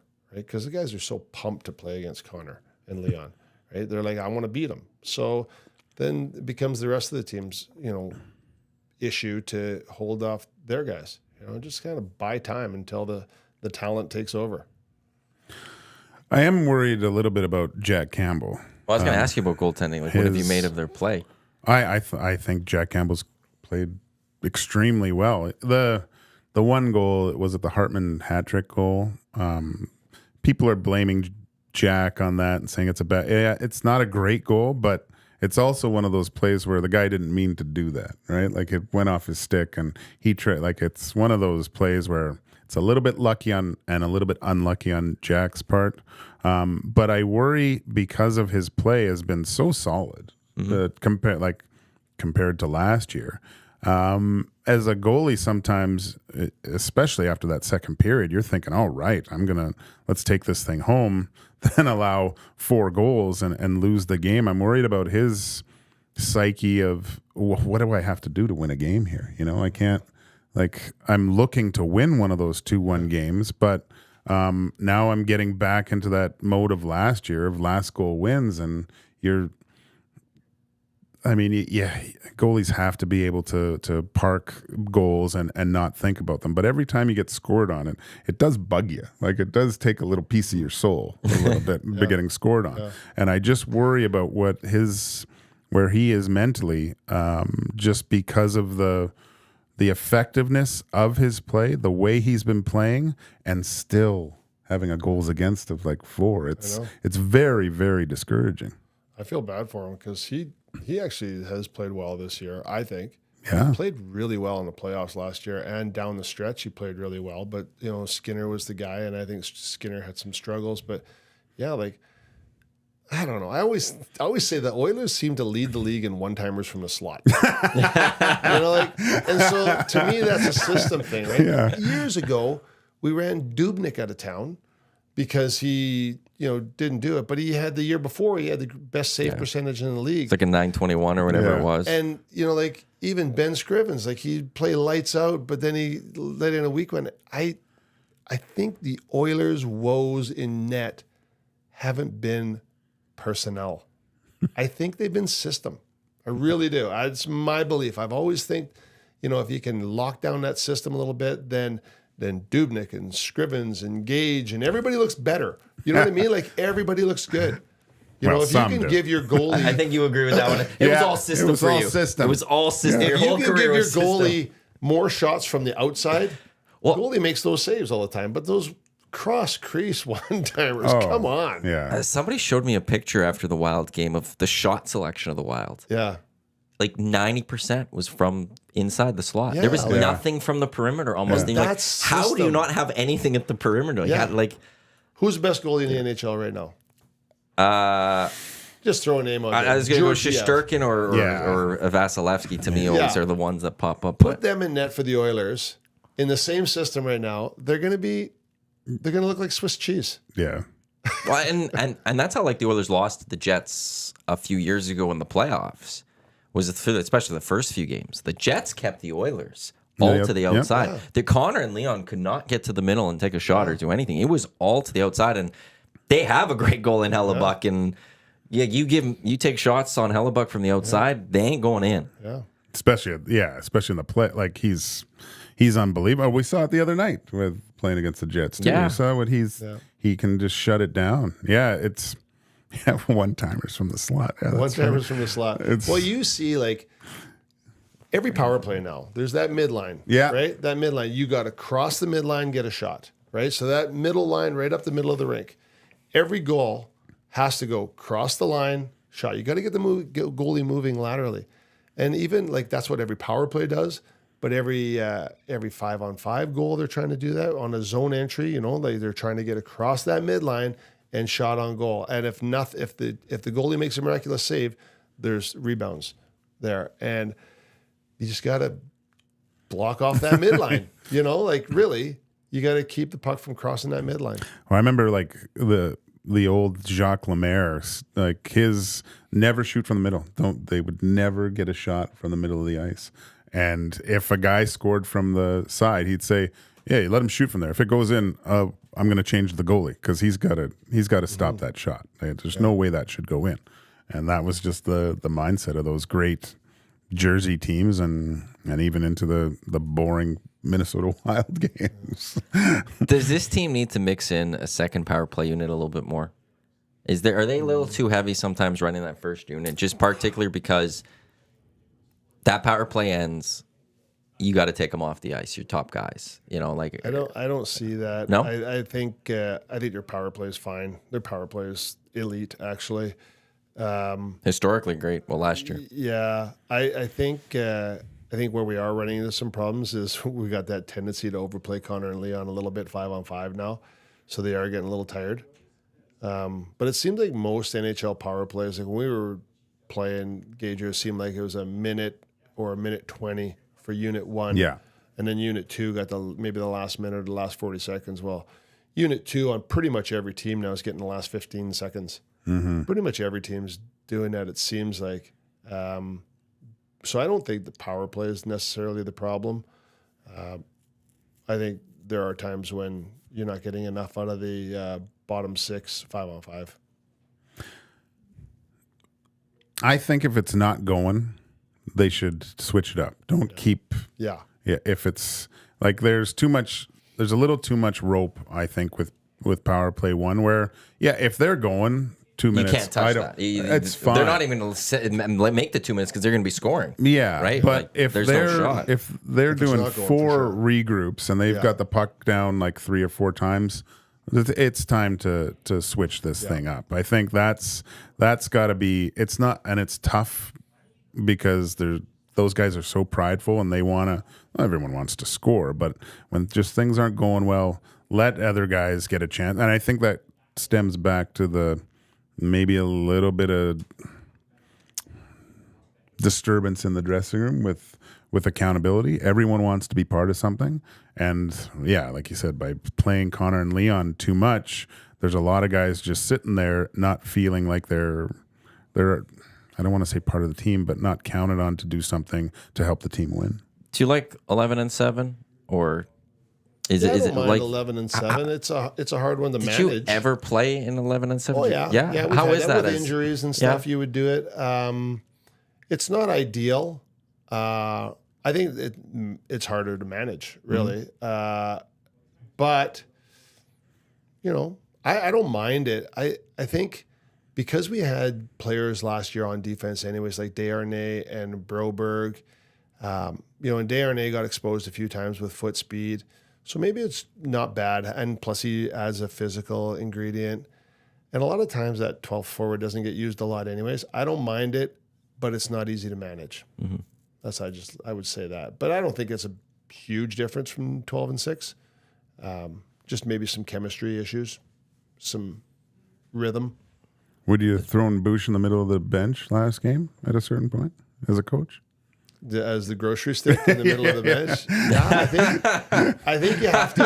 I never at heard some that point. segment Oh, before, you don't know the grocery? I never heard that. I was the grocery stick forever. That's the guy in the middle that just shuffles left, shuffles right. You're splitting the defense into forward. I did that a few times. Yeah, no, I do. They need it. He's still young. Yeah. He needs to know that you're gonna get power play. You'll be fine on the power play, but we need you to be better defensively. Yeah, there's nothing wrong with it once in a while, especially now when everything's going to hell in a handbasket right now. Now's the time. Yeah. I do think, to that comment too, maybe the coaching staff isn't tough enough. Maybe Tough love. they're not scaring the guys. I play with Dave Manson, and he's scary. Oh, he's scary. Oh yeah. Did I tell my? I think I've don't told think my Dave Manson story. I'm not sure. Like, Dave's got the busted. Yeah. And he's the nicest guy. Yeah, I've met him a awesome few guy. times now. He's such a great guy. But, and I remember him in Oilers camp, but then he went to the Jets, and we were playing the Jets in Old Northlands. And I wasn't playing, but I was sitting where you went off. That's where the Oilers goalie sat. Yeah. So I was sitting there in the first period, and I was standing up because I couldn't see what was going on, and I heard this like, sit down, and I was like, what the hell? And I don't even look, right? Yeah. And then I stay there, and I'm not moving, and then I feel this tap, or it was another sit down, the menacing sit down, and then I felt a stick tap me on the shoulder, and I'm wearing like my gear or whatever, and I could feel it. It was more than a tap. More than a love tap. More than a love tap. And I turn around, and it's Dave, and he goes, sit down or the next one's over your head.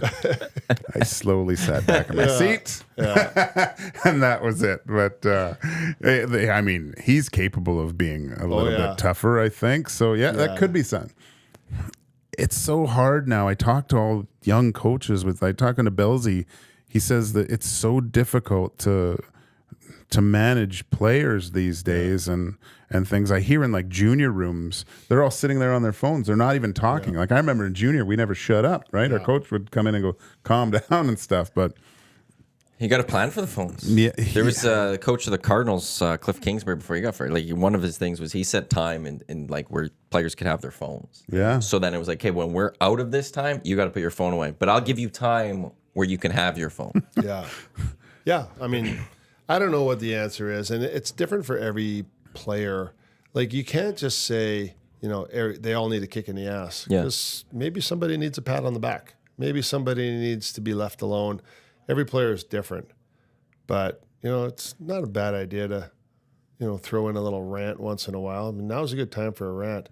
I used to coach like minor hockey with the kids, right? And I look at my assistant coach Matt, and I'd be like, "Hey Matt, it's late November. It's almost time to kick over a garbage can." They're like, "Well, yeah, but we're 8 games over 500." Yeah, I know, but it's late November. They're going to get into this. They're going to start getting complacent. Let's go in there and kick over a garbage can. It's just time. Yeah. So I don't know. Like, yeah, whatever it is, they gotta make some adjustments for sure.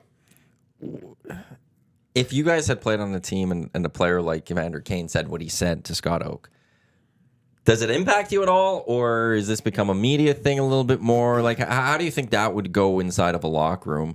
I know he comes out the next day and says read the whole context of what was being said, but I can't remember who said it on our station. He knows what he's saying. Like, you don't put that out there unless you have an idea of how it's going to be perceived in a way. Does that get back to the players, you think? Does that impact anything? Is that a little bit of the disturbance? I think if you see, and we've seen that lots, but if you see a player that was kind of a shot at the coaching staff. Yeah. So if I'm on Evander's team there, I feel for him, like you're like wondering why isn't he getting the ice time? And then you see him sort of say something that's probably a little offside, which he's always been known for. But if it were me, I'd be like, hey, Evander, you're there, man. Just keep going, right? And then that issue, that comment would be between him and the coaching staff, I think. And hopefully they can work it out. But I would see a guy who's sort of down, as long as he's not ripping on the guys. Mm-hmm. But that was a little bit of a shot. I just try to encourage him to keep grinding. Yeah, I was always the quiet as a mouse with that. I would voice my displeasure to maybe my teammates as sounding boards, but I would never go into the media to say anything. I didn't have the clout to do it. But I understand it. And I'd be more worried about if he just laid an egg in the last game. Like he backed it up completely, and even to the point, like he goes out and in the first game, like he's got 2 games, 2 fights, right? He goes out and fights, sits. He shows that he's engaged in the game. Again, every player you have to have a little bit of that arrogance to know that you have the confidence that you're going to do something special. And he can be a very, very special player. And I think just a little bit of frustration probably with the power play as well, not getting out there and getting opportunities. But he backed everything up the next game. So to me, if you have the cojones to say it but back it up, you can do whatever you want. And I might even give the coaching staff credit because maybe they saw something where the team was lackluster. The effort wasn't there as a team. And so they decided to bench a guy like Evander, knowing that he would not take it and that he would say something. And maybe the coaches are like, when he does say that and creates a little bit of drama in the dressing room, maybe the coach is like, finally, some life. Maybe it'll kickstart the rest of the team. So I have seen coaches intentionally do that in the past where they'll get a vocal guy, piss him off a little bit, and light a fire under the rest of the team. So who knows? It's kind of like say they're coming after Gretzky I've seen that to send the before, message to everyone else, but it's not Gretzky. The whole team was pretty lackluster, and maybe they need a little bit of life. And Evander Kane has to be one of those guys that provides that energy. Well, he always has.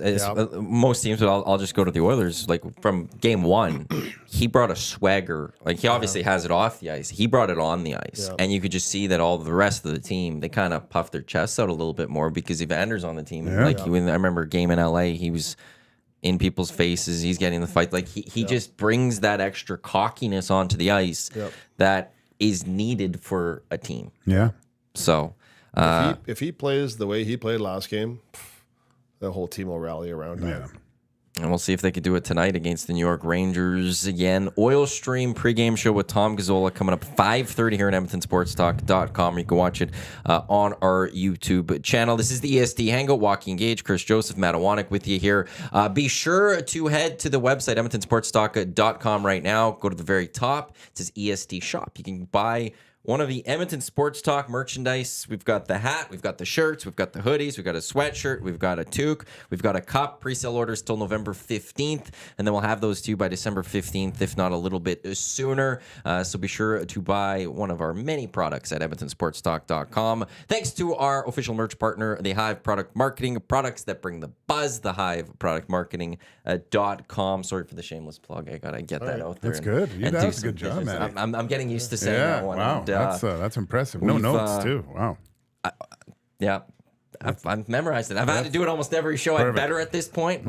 Be able to do it by memory, as opposed to if I keep still reading off the phone, then I'd be a little ashamed of myself. I would need to be benched. I need to be the grocery stick of the show at some point. Grocery stick. That's what we're taking away from this. So EdmontonSportsTalk.com, right at the top, it says EST Shop. Do you get into watching other sports, or you just hockey's your focus? Hockey's my number one for sure. I can't watch soccer. I do like NFL Sunday, and I have a hard time with basketball. Do you have an NFL team? Or do you just watch? Yeah, Steelers. I think it's from my time in Pittsburgh. Yeah. We're going to have to switch spots. I know. We're going to have to switch here. Here's the thing about the Steelers that you just have. I don't know if you were here when we were talking about this a bit ago, but 3 coaches since the 60s, basically.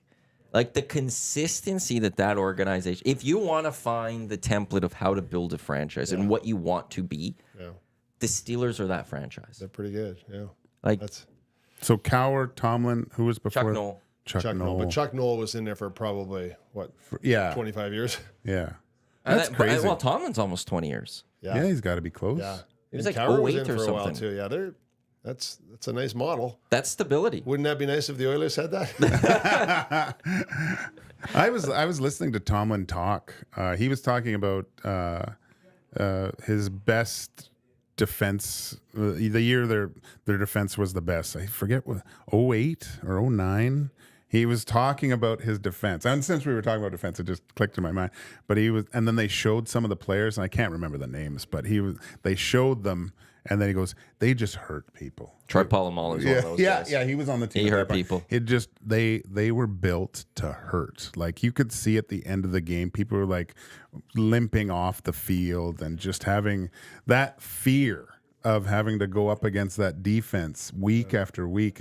He was saying, as a coach, it was so enjoyable and like chuckling inside because of how mean and nasty they were on the defensive side of the ball. But yeah, he's the kind, when you hear coaches, like, coaches have such a influential part of your life, and to hear him talk about his players and how they talk about him, that you can see why he's been there for almost 20 years. It's just amazing. Have you ever guys been part of the organization that had a lot of turmoil? Like, Oh, yeah. Yeah? Oh, yeah. We've had solid organizations. We've had tumultuous organizations. We've had ones with tons of tradition. We've had ones that are brand new. The You solid played for ones, Thrashers. Yeah. How was that? Like, That was one of those ones that was growing pains. It was not easy. They're trying to sell the game, and then you got a team that's not winning, and it was not easy. But we kind of wrote it off at the time like it was brand new, and they'll get there. But you could see, like, I went from the Oilers, who had just finished winning cups, to Tampa Bay Lightning, who was brand new, and you could just see the youth in the organization and the inexperience of how things are run, whereas Edmonton they were a young club, but they ran things properly. And so you can tell the minute you get traded to a team or you get picked up by another team, you're like, this is a well-run club, or this is not a well-run club, And so you try to either fall in line with the well-run, or you try to make a positive influence on the ones that are not so well-run so that they can get there. is Atlanta a good hockey market? Atlanta? Yeah. No. Like, should they have a team? Like, that's now the talk. Is I- that another I just expansion team think, to Atlanta? It'd be the third crack there. That's ridiculous. I don't know. Okay, let's say you date a girl. Didn't work the first time. You're like, we'll give it a second chance. Didn't work the second time. You're like, let's give her a third chance. I don't think so. We're going to go to a different restaurant this time. Yeah, I don't think so. Yeah, it doesn't make any sense. I hate the fact that there's these other markets when you see them on television, and it's like red seat or red shirt night because the seats are red. Yeah. And the issues that in Canada right now, and the Jets having low attendance, and all of a sudden they're going to move, like, all just one game when there's franchises that would die for the fan base. Well, Florida Panthers for years. Come on, you got to be joking. Even last year when they went to the Stanley Cup Finals, the beginning of the season they were empty in the building too. Yeah, it's a tough one. It's Atlanta, great city. It's a great city. Yeah. When I got traded there, I was number 3, and 2 weeks after I got there, Dale Earnhardt died. Ooh. I didn't know anything about NASCAR. Yeah.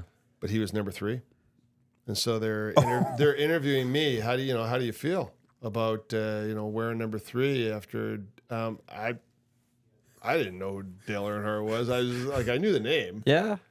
So I just did my best to say, it's real sad, like it's he was a real beacon in the NASCAR community. I was just BSing my way through this. I don't know what I was saying, but I'm like, this is NASCAR country. Yeah.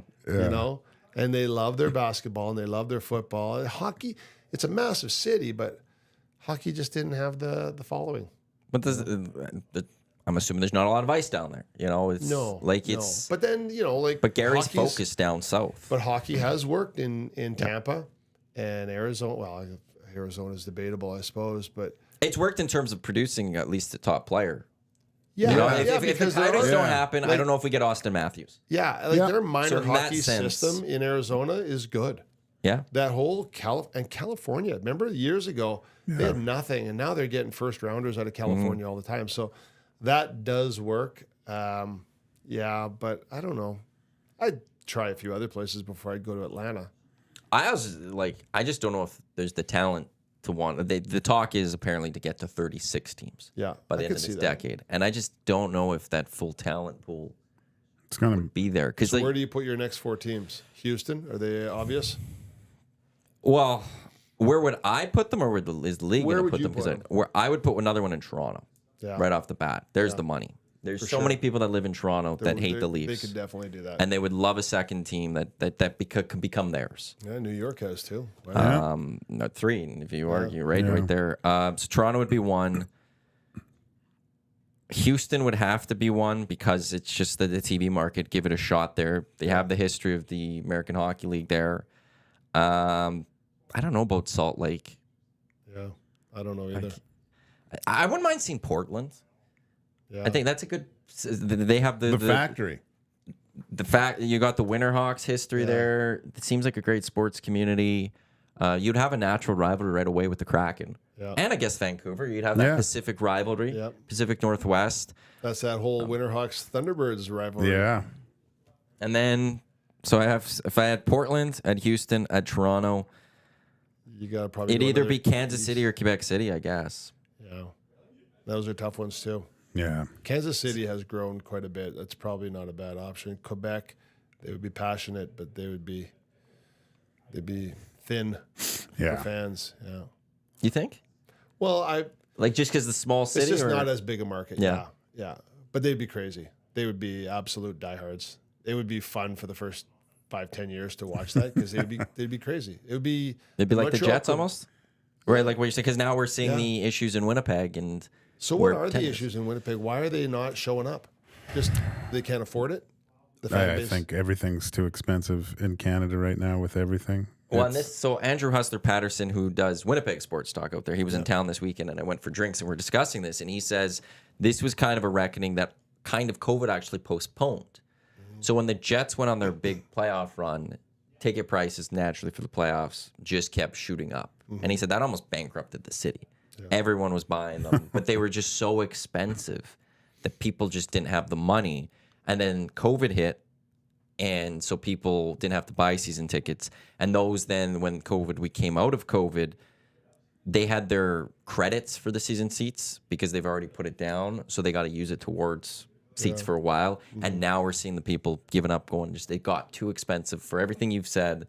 But then also they've outpriced themselves with that market. Like, because in the end, Winnipeg's smaller than Edmonton. Yeah. We've got a good community base. We've got enough people. But even in a way, Edmonton's small. Yeah. Winnipeg's smaller. So the financial, I guess they've also lost their connection with those fans a little bit, and they've gone a little too corporate. Yeah, I can see that. I mean, life's getting expensive, so you can see the Jets raising prices, and then they just don't have enough people to put bums in the seats, and that's why they probably want the big markets in the South. But I don't know. Big markets are obviously the best. But yeah. TV It's deals. the TV money. TV money. It's the thing with the NFL and the NBA. They don't care about their gates that much. Yeah. If no one wanted to show up, They're still. they're still fine because they got those billion-dollar TV contracts rolling in every year. And hockey is flip side where they need the people to show up still. Yeah. And you need to get to a point where you can afford to have seats drop a bit, but you have that massive TV deal. Do you think, like, I was watching Pat McAfee, and he has a segment it's called Hockey is Awesome. And I watched this little TikTok video of him pointing out different spots of hockey, of how he wished hockey was like they did this in football, I don't know who they showed, but someone ran into the ref and they had it on mic, and the ref said, "Oh, sorry, I'll buy you a beer after the game," and he thought that was the greatest thing ever. Like, goes, why aren't refs in the NFL or the NBA like this, right? And then he showed, I think it was the Savard, the blocks. Yeah. And they just showed this. He's just getting pelted like with 3 block shots, loses the blade and he thinks he's talking about this like it's just the most amazing thing in the world. And then I think a Golden Knights player came, put it between the legs, went in, did it shelf. So he's talking about he's going 30 kilometers an hour and all this stuff. And I was just like, finally, a U.S. based sports talk show, like talking about hockey passionately, about not just the goals or the fight. Like there was some fights in there. I think he showed Kachuk fighting and stuff, but just some of the other great attributes hockey has that no other sport has, and bringing a light to it. I think that can help in places, especially you see his college show on the weekends. I think he's actually not liked on that. Really? There was a poll that The Athletic did of fans, and like there was a large portion of college game day viewers that don't like him on it. God, I think he's so great. I mean, like it or not, he's passionate about what he's doing and puts everything into it. I just think a guy like him can shine a light on hockey that can pique interest of people and go, oh, yeah, that's an amazing thing. Like, and he gets into all the like skating. You can't do it unless you started at 3, and he's showing what the sport actually has. I love it. I think it's great.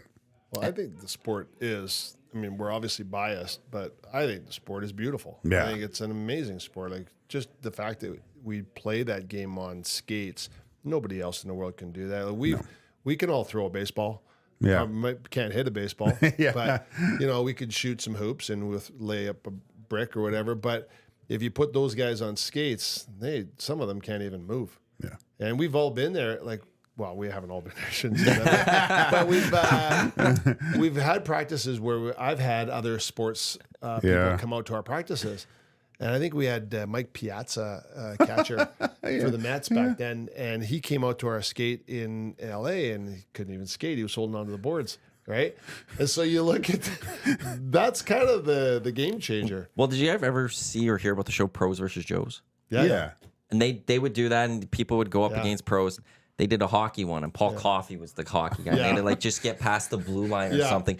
It was just embarrassing to watch because these people don't know. And now look, those aren't the pros going up against Paul Coffey, but it's just like you could try to go up against a pro in anything else. You're still probably going to lose, but it's closer. I remember that episode. When they can't even let go of the boards. Yeah. Because they'll fall, then it's like, you're going to struggle on this. And, there's all those two-sport athletes, and they could go back and forth between sports, but how many of those athletes could then, you got to learn how to skate, because if you can't skate, hockey is you can't a beautiful play. game, and I think it's highly, highly skilled, but I wish, the NHL probably could do a better job marketing it. Over the years, they've had some real weird for marketing. I hate the name on the guy carrying the puck now. I'm like, geez, it looks like a video game now. It's Did I see that in basketball the other day too? Are they doing that in basketball? Having the name, Potentially. Probably all working on different things, but that's also that's for that non-fan, right? I don't know anything going on. I want to watch Connor Bedard on the ice. How do I know when Connor Bedard's on the ice? I'm new to this. I just watched Pat McAfee show. I'm coming in, and he was on. Bedard was. Right. So how do I watch it? Whereas you're going, well, of course he's 98. Connor Bedard. He's 98. He's right there. I can see and you just know even almost what he looks like when he's out there. And like yesterday, I was watching a little bit of the Spurs game and Wembanyama's first game. And look, he's this tall guy, but they're all tall. And he's taller than them. But it took me a second to find him. Oh, really? Okay. And it's just like maybe that's a little bit for the casual fans. You know what I love in football? They now have those cables with the cameras coming down. Yeah. So they got those Skycam. You could totally do that in hockey. Yeah. I think that would look amazing. I think the issue is the scoreboard and having to work it around the scoreboard and come. Why don't you just have something sort of hovering right below the scoreboard?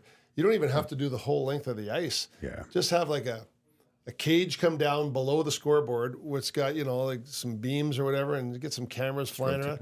I think that'd be amazing. Because even now, like if you watch a game that's either, I want to say San Jose is pretty bad, but you watch a game on Sportsnet in San Jose, and you look like you're watching from the nosebleeds. Yeah, I hate Rogers that. is really good. Yeah, but I think that would be so good for facial recognition and just seeing that stuff. And it's expensive, but I think that would be unreal. Because how often does the puck really fly up in the air now? Like it used to. We used to have the hang time breakout, right? But nowadays it doesn't. It's not really a thing. So I think that'd be pretty cool. And I love when they show the power play from the end zone out to see it from the behind the goalie. Yeah, I think that's great. I want to see from the other side. I want to see it from the quarterback's position facing the net. So like and I want more of that. On that one side of the board, you can't tell me they can't put a camera there. That even maybe it just comes down. Well, but they do have it. So now at Rogers, they got those cameras inside the scoreboard. Yeah. Right. So they can see the bench. But why not have like a I want to say a drop down cage that goes 20 feet out in either direction. Now you've got that quarterback camera on the power play. That's key. And you're even closer. Like I don't know. It's spitballing, but I think it'd be pretty cool to see kind of something like that. I think people would love to see just watch that power. It's that video game look, right? And when you play, growing up playing video games, I didn't get to play in the NHL like you guys did. I was that way, but that's the look that you had. It's always that way. And you well, you I can think see fans want to see. You just want to see how everything's maneuvering and breaking it down, and like when the lanes, if you can. I do this sometimes with friends. I'll take them to the press box to watch a game, you know? And when you do that with people that have never been up there, they're like, oh my gosh, the game, it's completely different. They can see, I could play this. Why didn't he pass it to that guy? It's so, it just gives you a completely different perspective of the game. And I think that's what that camera could do. It would see, oh, that guy's open. Oh, they're trying to give it to Leon. Like I think there's more things that you could do as a presenter of the game to show what this power play and even breaking it down. It'd be way more interesting for casual fans. Yeah. We're almost out of time here. Are we? Yeah, that's 2 hours. Holy smokes! Well, Chris and I, was it last summer? Yeah, we went to Lloydminster. We had a Battle of Alberta up there, and we went up. Well, it was 2 days. We went up, came back, went up, came back, and I don't think we shut up for that whole. 2 hours there, 2 hours back, 2 hours there. We're like a couple of just little old ladies just yammering. We were on our way back, and have we shut up the whole time? I don't know, buddy. I don't think we have. So good, I knew he'd be great on this. He's awesome. What do you have coming up? Like, how do you fill your days? Well, I'm still working full time. I'm a firefighter. But I took this weekend off. I traded my shifts because we got all of the Hall of Fame stuff today. I'm actually going to go to Rogers right away. We're doing a press conference for Dougie and Charlie.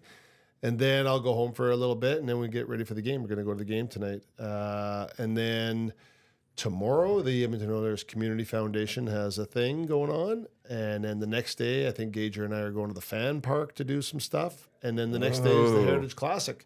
So, yeah, this is kind of a whole Heritage Classic weekend. So that's my weekend. With the alumni and all that? Yeah. I think we'll have a pretty good presence at the fan park and the Heritage Classic. So it should be fun. Fan Park's Ice District? Yeah. So people can go meet you guys on Saturday. Sure. And Gage will buy you a beer. Right. A good German beer. Well, thanks again, gentlemen, for coming in. That was the EST Hangout for this Thursday. Up next, it is the Lock Shop with Huss and Dusty. And I think Pat Gregoire is going to be by, and then at noon, you're back with Dusty's cast back. Do you know? No, I don't know. Okay, well, maybe Matt Casson will be by. Two guys in a goalie. They'll get you set a little more in depth when it comes to Oilers, Rangers later tonight. That's still to come here on Edmonton Sports. Also, we got a big announcement that we got to, I don't know if we'll announce it today on our socials and then on the show tomorrow, if we'll announce it on the show tomorrow. But we got a very big announcement for how you can listen to us. So stay tuned for that here on Edmonton Sports Talk. On behalf of Chris Joseph, Joaquin Gage, I'm Matt Iwanyk. Thanks for tuning into the Hangout. Lock Shop coming up next.